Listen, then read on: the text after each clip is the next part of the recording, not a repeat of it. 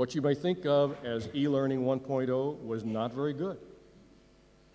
It only appealed to people who were sick at home or had parents ideologically committed to homeschooling, or people who fell so far behind they needed credit recovery or needed some kind of advanced placement course and they were in a remote area and could not get it. People who didn't have any choice, they would accept something that was barely mimicked what you could experience in a classroom.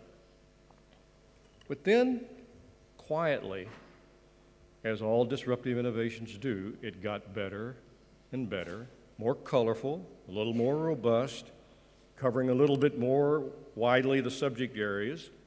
And so if the school district was trimming off foreign languages or dropping economics or dropping statistics, as a lot of school districts under financial stress are doing, you could send the kids down to the library during that period. They could sign on to one of the online companies and take that course. Their parents weren't mad. You didn't have a bad school board meeting because of it. It still wasn't all that good, but it was getting better, and it was good enough to interest the kids who really wanted those languages.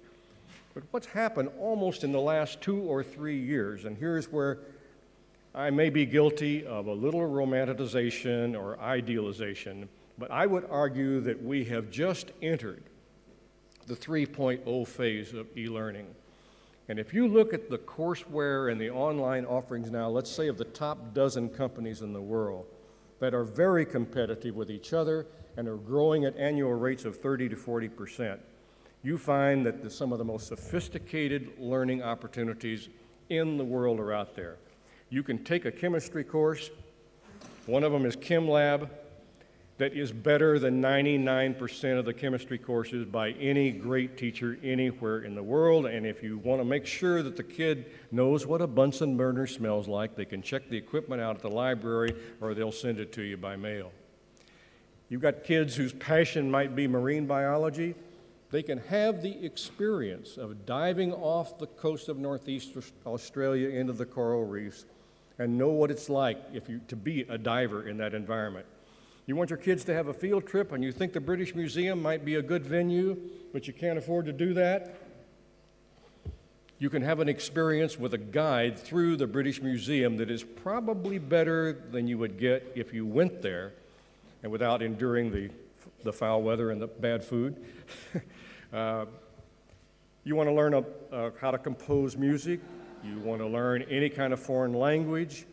You want to understand Cartesian coordinates, which probably 1% of the people in this room may have done.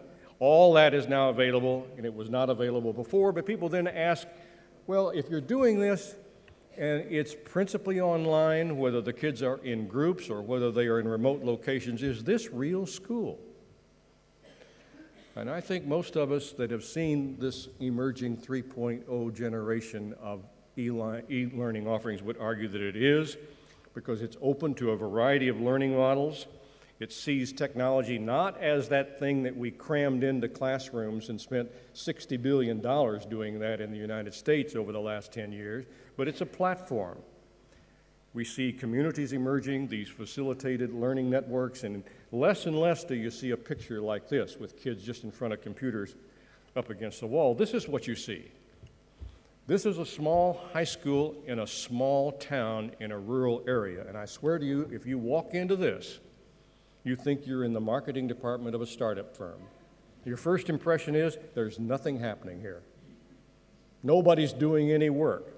And then you walk around and you realize a lot of things are happening. You see young people working in teams.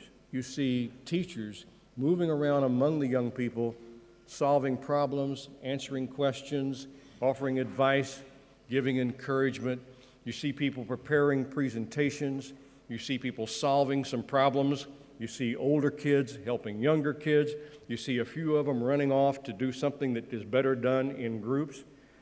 This is real school, and it's the kind of school that is emerging. So if you are in this business, if you're in the universe, if you are in the school industry, what do you do? If you buy the theory that this disruption is happening, there's only two big lessons that come out of all the research that shows that it's possible for any enterprise in an industry being disrupted to participate positively in its own disruption. And those are two principles are separate space and radical autonomy. And we will not take time to give you very many examples, just two very quickly. In 1960 in the United States, there were some 390 department store companies. I don't know how many you think there are now, but there are fewer than 10. Only one made a successful journey to be into retail discounting, and it was the Dayton Hudson Company, and all they did in 1962 was create a little store they called Target. And the genius in the business decision was they did not let it report to the department store executives, who would have done what to it? Sucked it into the standard business model and killed it. The only computer company that made the migration from mainframes to minis to PCs was IBM, and they did it exactly the same way. They created a campus in Rochester, Minnesota in the 80s. They said, you are separate from the rest of the company. You design, build, market, and service these mini computers here, and we will leave you alone and judge you only on results. And what are we looking at there? Separate space and radical autonomy. In the 1980s, early 80s, they sent about 30 engineers to Boca Raton, Florida, a long way from headquarters at Armonk, New York, and they rented a suitably geeky, poorly lit warehouse for them, which these guys apparently appreciated. Told them ignore every memo they got out of the home office. All they had to do was build a PC in 9 months. Separate space and radical autonomy. So you ask yourself, do I really have to do this if I'm in the business? And someone else, I think it was you, Mark, that put a version of this S-curve up. But in every industry, every disruption, the disruption follows this little S-curve path. And the reason there's still so much complacency around is that this disruption by the technology platform of elementary and secondary education is still down on the lower part of that plateau. It is just about at the inflection point where it's going to take off, and people will look around at each other and say, what in the world happened? If you linearize all the algorithms in the S-curve for the disruption that's happening to the school industry, this is the actual rate of change. And you can project with some certainty that the majority of all enrollments in secondary schools will be online no later than 2018, which is not very long off. So let me conclude by saying, I think very much as Mark said, too many people in the industry are either calculating how long they've got to go to retirement, or they're in some personal variation on denial,